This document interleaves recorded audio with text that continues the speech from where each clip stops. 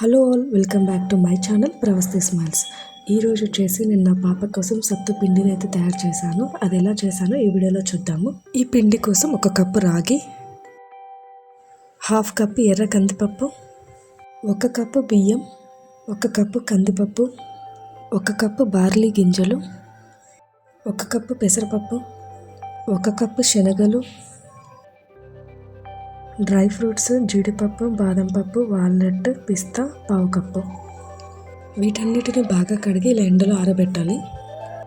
ఇవన్నీ బాగా ఆరిన తర్వాత వీటితో పాటు 1 కప్పు గోధుమ రవ్వ, 1/2 కప్పు సగ్గుబియ్యం తీసుకోవాలి.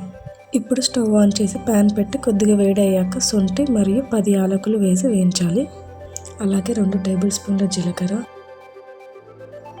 2 టేబుల్ స్పూన్ల వాము వేసి వేయించాలి. తర్వాత నెక్స్ట్ డ్రై ఫ్రూట్స్, ఇలా అన్నీ కూడా 1 నిమిషం పాటు వేసి వేగనివ్వాలి.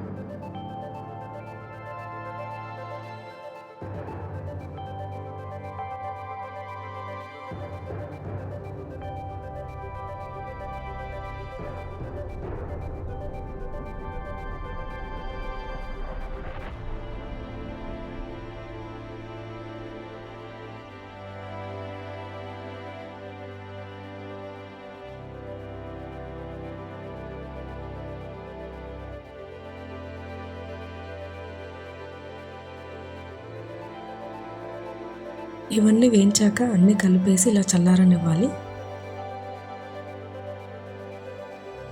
ఇవి చల్లారినాక మిక్సీ అయినా లేదంటే జిన్ను అయినా పట్టించుకొని ఇలా పౌడర్ లాగా చేసుకోవాలి. ఈ పౌడర్ని ఇలా ఒక గ్లాస్ జార్లో స్టోర్ చేసుకుంటే 3 నెలల పాటు కూడా ఏం పాడవదు.